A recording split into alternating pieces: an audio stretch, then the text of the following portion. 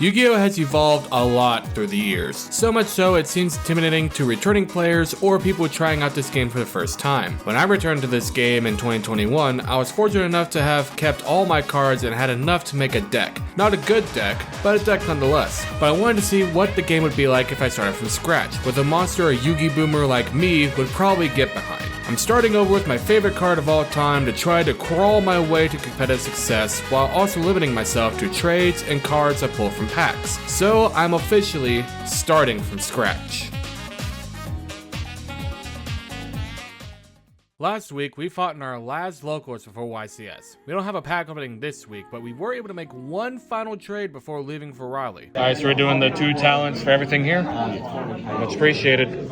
With that last trade, I'm a little more confident, so let's go over our deck one final time. Okay, so this is the final deck review of the series. I figured that I would do one last hurrah. Not much has changed to the deck, but I thought that as the final episode, you guys got to deserve at least get one more deck profile to see exactly where we ended up going to ICS. As always in the deck, you have to start off with the Slifer engine. We are rocking 1, 2, 3 copies of Slifer the Sky Dragon, 3 copies of the Revived Sky God, 2 trap tracks in order to search out the Revived Sky God, and 1 copy of Monster Reborn because you need Monster Reborn to get the Revived Sky God, okay? Moving on to the Horus engine, we are rocking 3 copies of King Sarcophagus, 1 copy of Wall of the Imperial Tomb, 2 copies of Canonic Protector, 1 Domatef, 1 Happy, 1 Mzeti, and 1 Quebsnef. We were never able to get even another Mzeti, even though we pulled a freaking ultimate rare Harpy's Feather Duster. It was kind of too little too late. We were not able to get a second Mzeti before I had to turn in the deck list. I am recording this literally right before the deadline for me to turn in the deck list, so if that tells you anything. Also part of the Horus engine, 1 copy of Terraforming to search out the field spell. Next up is the Lightsworn engine. It has shrunk significantly. We're only running 2 copies of Charge Brigade, 1 Raiden, and 1 Lumina. I don't want Geomathmech Final Sigma to be the end-all be-all for this deck. He is not the boss monster of the deck. Slifer is supposed to be, and even though Slifer is more util in this deck than anything, I still want to be able to consistently be able to get out the Horus engine or hand traps or stuff that can help me get Slifer out as opposed to Raiden or Charge or God forbid Lumina. So I can live with it being as small as it is right now. And then we are also rocking 3 copies of Gen the Diamond Tiger and 1 copy of Ken the Dragon Warrior. These cards in the past I have said, they're kind of bricks in the deck unless you're going second. But we were able to get some cards to make this more viable.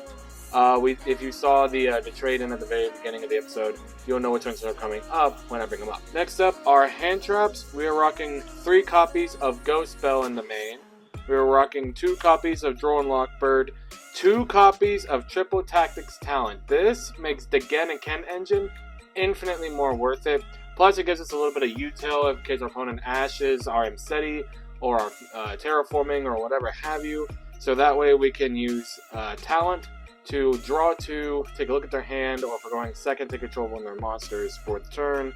So I think this is going to be godly in this deck. And finally, just the generic good cards. 1 copy of Card Destruction, 1 copy of Call by the Grave, 2 copies of Lightning Storm, and a single copy of Foolish Burial to get Slifer into the grave, to get a Horus monster into the grave.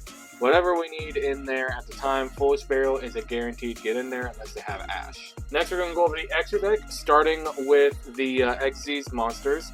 1 copy of 97, 1 copy of 100, and 2 copies of 38, because 1 for the plug and 1 for the load. We're rocking 1 Zeus, 1 Typhon, we're rocking 1 Zombie Vampire, 1 Garunix Eternity, 1 Galaxy's Full Armor Photon Dragon, 1 Abyss Dweller, and 1 Goat King Giant Trainer.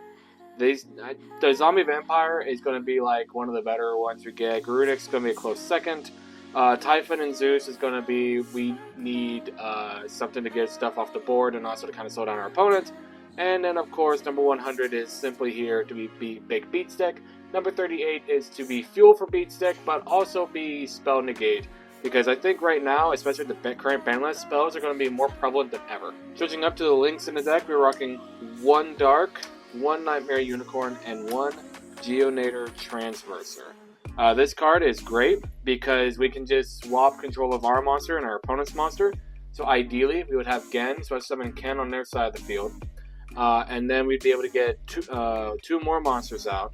1 to link off, or a 2 to link off, and then we link into this. Hopefully, if push comes to shove, we're going to play Ken here, and then we'll just swap Ken again, give our opponent an 800 beat stick that we can easily just trump over. But hopefully, this points to an opponent's bigger monster, and they get Gen, and we get that big beat stick. So that would be really dope if that happened. And finally, our single synchro that has carried us through this series multiple times over, Geo Mathmech Final, the GOAT, Sigma. He is quite literally the Sigma of the series. He has gotten us out of many jams in the past. He is just a great card overall, and I'm so happy that we were actually able to use him. And finally, the extra deck. We are rocking 3 copies of Ash Blossom and Joyous Spring. I still think with the current meta in game, it is more likely that we are going to run into Snake Eyes than anything else. But for when we go against stuff like Branded, Ash Blossom is really good. We might take that loss in game 1, but we could still be able to get games 2 and 3 simply by ashing the Branded Fusion. Next, we're running 2 copies of Soul Release. Soul Release is to help with the Fire King stuff, Fire King, but also Snake Eyes. It is able to help with Branded because Branded cycles all the stuff in the graveyard, so we use Soul Release to banish it. We are able to hit Pure Release because they like to get stuff from the graveyard. The only thing that it really doesn't affect, I don't think, is stuff like Sword Soul and Kashtira. But obviously, if we're facing against Sword Soul or Kashtira, we're not going to be using these. We're going to be using some of the other util that we have in our side deck. We're rocking the 1 copy of Harpy's Feather Duster. Unless, I don't think I can make deck changes. So honestly, because we still have that ulti Feather Duster, I think I might swap this out for it. Just to say I'm using an ulti Feather Duster, because how many people can say I'm running Cypher with an ulti Feather Duster? I think that'd be freaking hilarious.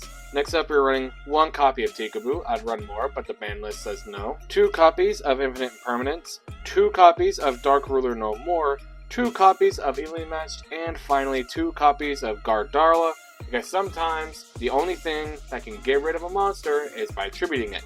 If my opponent won't do it, I'll do it, goddammit. And that is our deck. That is the final build of the deck as of the end of this series. Just a real quick moment to get kind of serious with you guys. I wanted to say thank you guys so much for the support that this series has gotten. I want to say thank you to everybody who stuck around.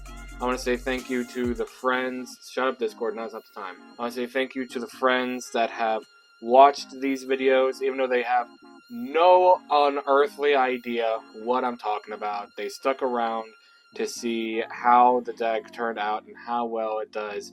Even though it doesn't do well often, it does do the damn thing, and I've had a blast with this. So, enough sappy talk. Let's get to the road trip to YCS.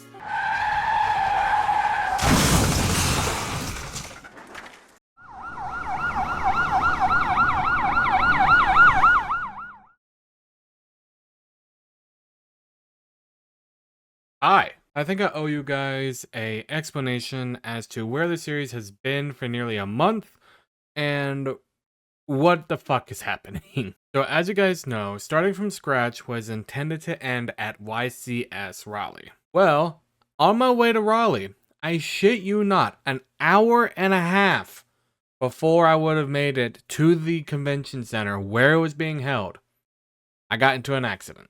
I'll post a picture of my truck right here now. But it's totaled if you can't tell. I wound up in the hospital for like 8 hours just to be told that nothing was wrong with me other than my side. And I still don't believe that because there's conversations I looked at on Snapchat that I don't remember having. If you want to see the like beginning images of like what it looked like, you know, right after the accident, go look at my Twitter. I posted it there. I don't want to show it here on YouTube just in case, you know, the algorithm or the YouTube gods have deemed this not fit for, you know, viewers, even though there's quite literally just porn on here at this point. I will show you like where it's been healing. It's like it's hard to tell, but this mark right here, that kind of looks like a fucked up monster logo that a teenager drew in middle school. Yeah, that's just like where a chunk of skin just got scraped off of me. So with that being said, I need to address where the series is going forward from here. Now I could theoretically go to another YCS and just pick back up there and all this other stuff. However, real life events are preventing me from going to any other YCS, whether they be too far or there's fallen days that I have other obligations to take care of. So, as much as it pains me to say it, this is where starting from scratch ends.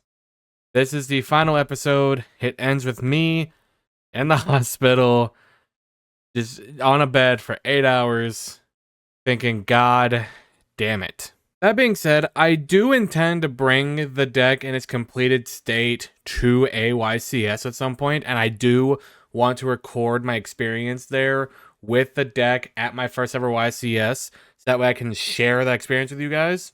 But until then, this is where the series ends. And even if I did make a video like that, I don't think I'm going to count towards YCS. I think I'm just going to say my first ever YCS, and I brought my favorite card of all time, Suffer the Sky Dragon. So, without getting, too rambly, to everyone who showed support for this series, thank you so very much. It means the world to me. I am going to be doing more IRL TCG videos with Yu-Gi-Oh! I do plan to do other stuff with, Master Duel and other games I want to play. Yu-Gi-Oh! Is going to be a staple on the channel. It's not going to be the only thing on the channel. Does that make sense? Then because not all of us are Team Samurai can just drop $1,000 on a deck just to make a video about it. I don't have that kind of money, big dog. So with that being said, I'm gonna get out of here. Thank you guys so much for watching. If you enjoyed the video, make sure to hit that like button. Down below, think of the video. Make sure to hit that subscribe button. Sub channel helps here, helps me as a whole. I'll see you guys in the next video. See ya.